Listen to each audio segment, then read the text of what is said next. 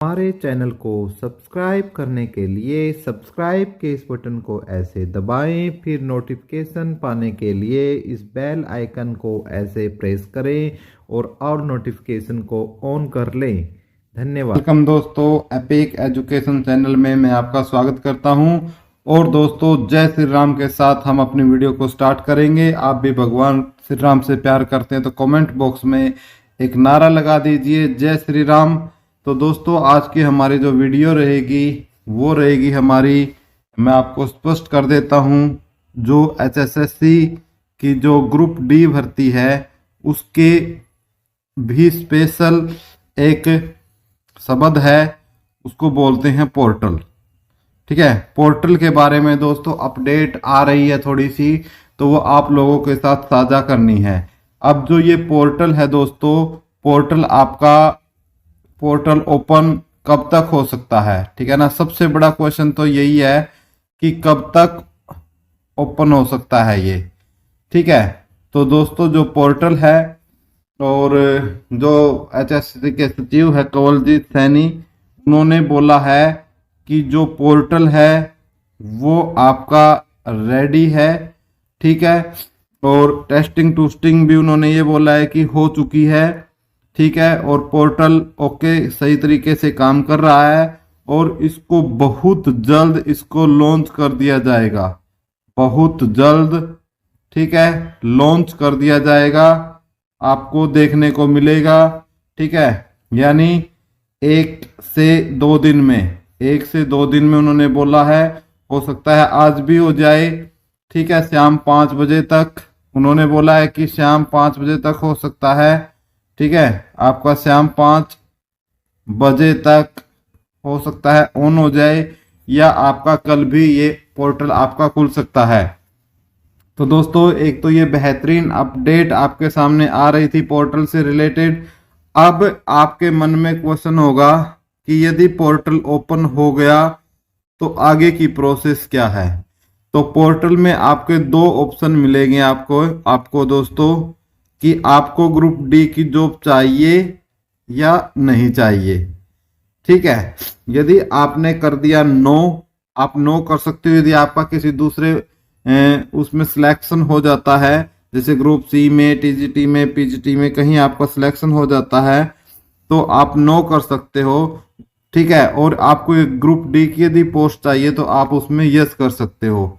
ठीक है, और यदि आपको ग्रुप डी में यस का जब आप पोर्टल ओपन कर दोगे तो उसके बाद आपके लिए 2 तरीके से पोर्टल काम करेगा। एक तो आपको करेक्शन से रिलेटेड, ठीक है, और करेक्शन में आप क्या क्या कर सकते हो दोस्तों? करेक्शन में जैसे आपका भाई किसी का नाम गलत हो गया है, नाम में कुछ मिरर जो है, आपके ये कह सकते हो कुछ एरर है या कुछ गलती है। ठीक है, आपकी डीओबी है वो आपसे गलत हो गई है, उसको आप करेक्शन कर सकते हो। ठीक है, साथ में आपकी कोई कैटेगरी है, ठीक है, कैटेगरी या कोई सब कैटेगरी है, उसमें यदि आपसे कुछ गलती हो गई है तो उस आपको कैटेगरी या जो उसकी सब कैटेगरी है उसको आप ठीक कर सकते हो। तो ये करेक्शन का जो आपको चांस देंगे। और उसके बाद जो 5 अंक है, जो सोशियो इकोनॉमिक्स के 5 अंक है, उसमें आप क्लेम भी कर सकते हो और विदड्रा करने का चांस भी आपको दिया जाएगा। ठीक है, दोनों ऑप्शन आपको मिलेंगे, क्लेम के लिए भी और विदड्रा के लिए भी। ठीक है, इस काम के बाद जो इसका दूसरा पार्ट है वो मैं समझा देता हूं, वो होगा आपका पोस्ट प्रेफरेंस का। ठीक है, वो आपका क्या होगा? पोस्ट प्रेफरेंस फिल करना। उसमें आपके लिए पूरा जो विभाग यानी डिपार्टमेंट वाइज आपको सभी पोस्टें दे दी जाएंगी। ठीक है, उसमें आपको बताना है कि आपको 1 रैंक पर कौन सी पोस्ट चाहिए, 2 रैंक पर कौन सी चाहिए, 3 रैंक पर कौन सी चाहिए, 4 रैंक पर कौन सी चाहिए, 5 रैंक पर आपको कौन सी चाहिए। इस प्रकार से आप सारी अपनी रैंकिंग, आप रैंक 1 से लेकर आप बढ़ते हुए क्रम में आप अपनी पोस्ट प्रेफरेंस फिल कर सकते हो। ये फिर आपको जो पोस्ट है वो आपके अपने मार्क्स के हिसाब से, ठीक है, मार्क्स के हिसाब से आपको ये जॉब आपको फिर मिलने वाली है। ठीक है, ये बात क्लियर है आपको। यानी जिसके मान लेते हैं जिसके 75 नंबर है और एक के 74 है, ठीक है, इन दोनों बच्चों ने मान लिया लैब अटेंडेंट का आपका भर रखा है, लैब अटेंडेंट का फिल कर रखा है, तो इसमें पहले 75 वालों को मिलेगी, 74 वाले को। यदि लास्ट एक ही सीट है तो पहले ये 75 वालों को मिलेगी, 74 वाले को नहीं मिलेगी। इस प्रकार से आपकी पोस्ट प्रेफरेंस है वो आपके काम करने वाली है। तो क्या क्या कर सकते हो, ये सारी डिटेल मैंने आपको बता दी है कि आप अपने जो जल्दी ओपन होगा उसमें आप क्या क्या कर सकते हो, ठीक है।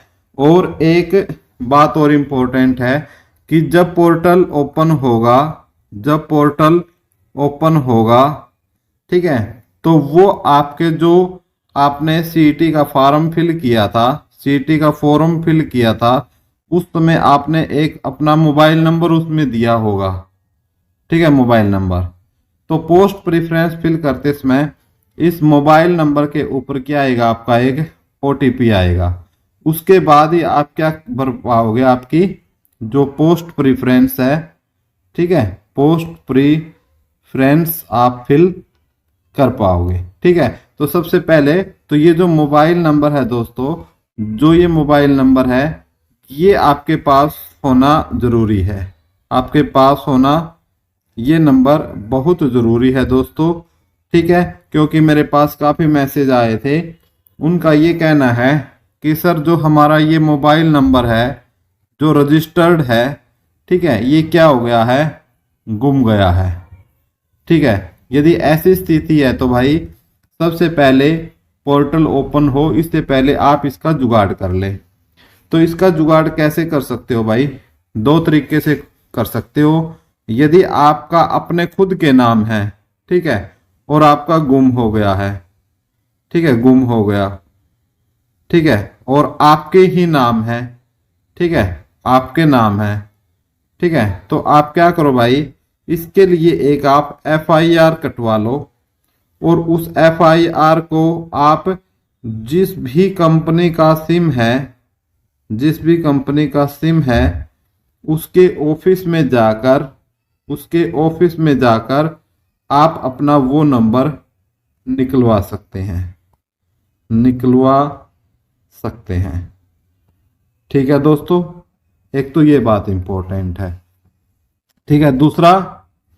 दूसरे इंपॉर्टेंट क्या बात है, मैं दूसरे पेन से लिख देता हूं, ठीक है। यानी एक और क्वेश्चन आ रहा है कि सर हमारे नाम नहीं था, हमारे किसी माता पिता भाई बहन के नाम था और वो अब इस जिंदगी में मतलब इस जीवन उनका समाप्त हो चुका है, ठीक है, वो इस संसार में नहीं रहे। तो उस केस में, तो उस केस में भाई जिस व्यक्ति की मौत हुई है, ठीक है ना, उसका डेथ सर्टिफिकेट बना होगा, ठीक है, डेथ सर्टिफिकेट बना होगा, ठीक है। डेथ सर्टिफिकेट को लेकर, ठीक है, आप उस कंपनी में जाओ और उसको बोलो कि भाई ये हमारा नंबर है, हम इनको एक्टिव रखना चाहते हैं, और उसमें एक आप अपनी आईडी उनको दे दो, अपनी आईडी उनको दे दो, और वो नंबर आपके नाम से निकल जाएगा, ठीक है।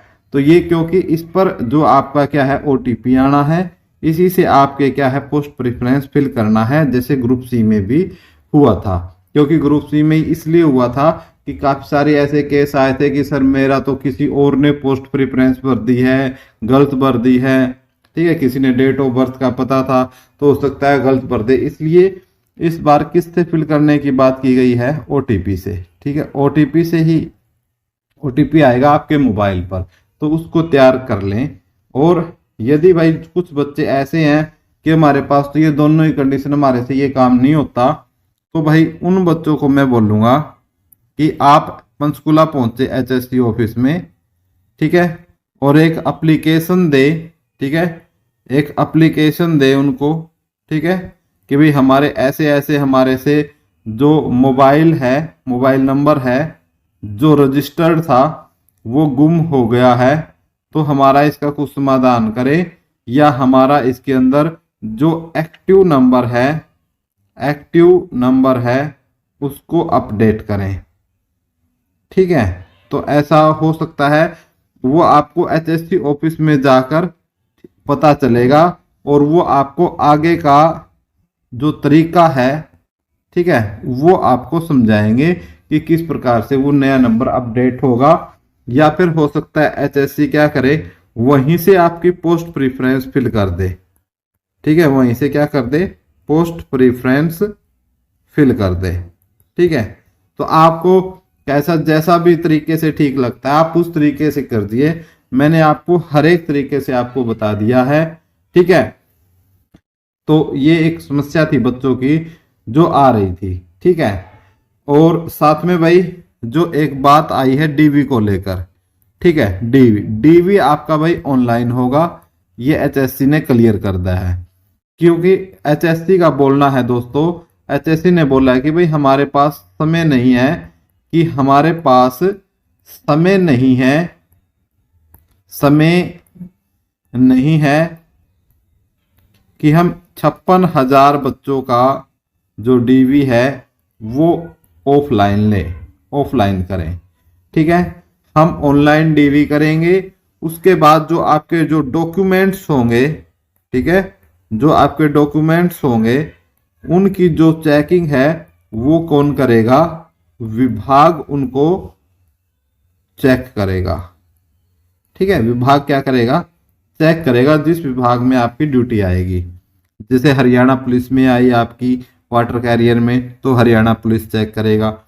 इरिगेशन में आई तो इरिगेशन वाला चेक करेगा। ठीक है, उम्मीद करता हूं भाई आप समझे होंगे इस बात को अच्छे तरीके से। ठीक है, क्लियर हुई होगी आपको ये बातें आपको। ठीक है, और भाई क्या बातें हैं। ठीक है, डीवी के लिए हो गई। और डीवी के लिए तो जो एक और बात है आपकी पोर्टल में, जो करेक्शन का मौका है ना, करेक्शन का मौका, ठीक है, ये जो करेक्शन का मौका क्या है, सबको मिलेगा।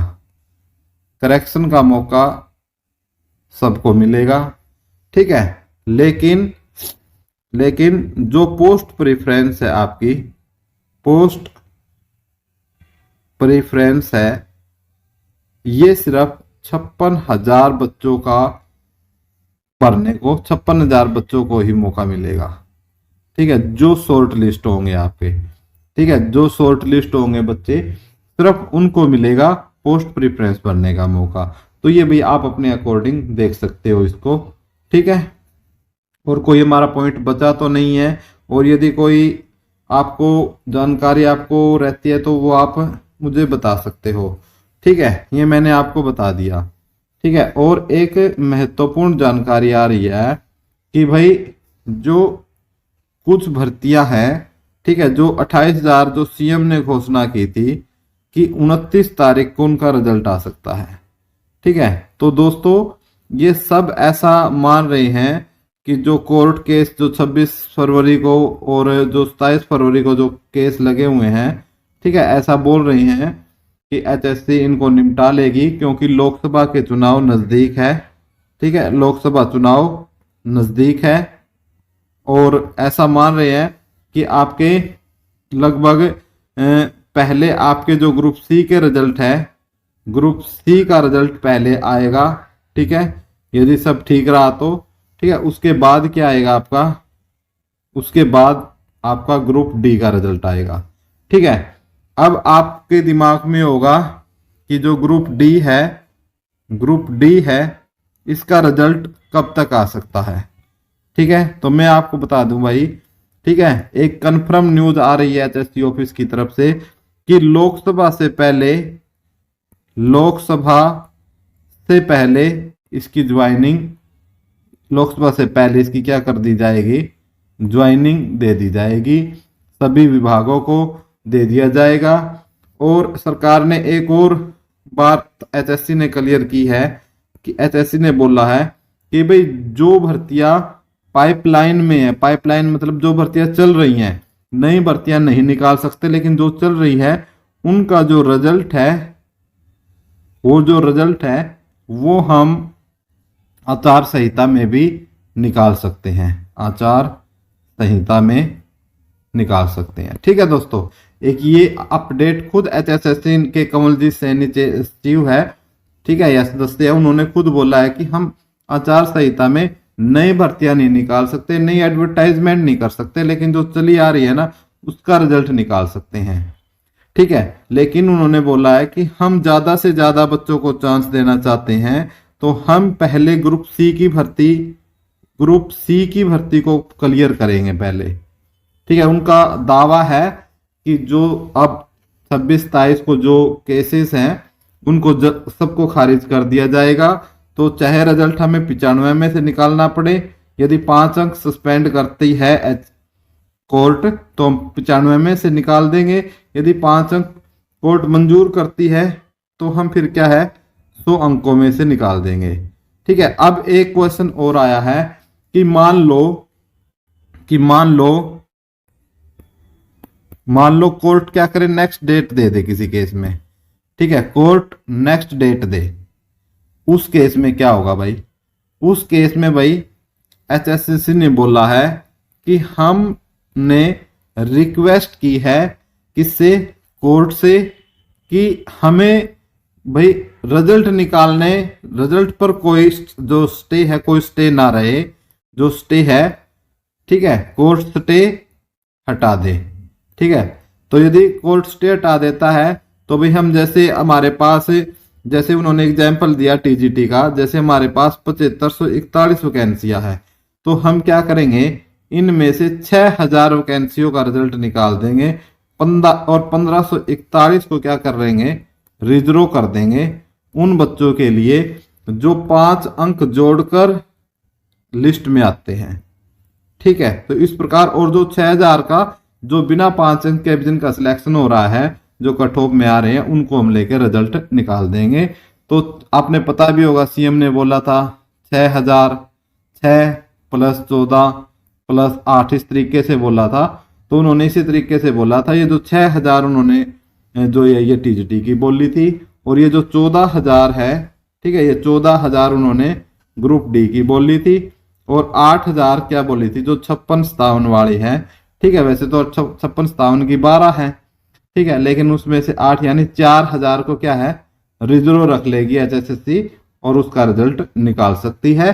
तो फिलहाल तो सब कुछ भविष्य के गर्भ में है, उम्मीद करते हैं ऐसा हो, हमारे रोजगार भाइयों को रोजगार मिले, हम इससे बहुत प्रसन्न होंगे। लेकिन HSSC और जो हमारे CM है मनोहर लाल जी, अब चुनावी समय है, चुनावी समय में भाइयों बोला कुछ और जाता है, करा कुछ और जाता है, तो किसी भी स्थिति में या किसी भी परिस्थिति में मैं तो इनके ऊपर विश्वास नहीं कर सकता हूं, और यदि आप विश्वास करते हैं तो वो आप देखो कि आप विश्वास कर सकते हो या नहीं कर सकते हो।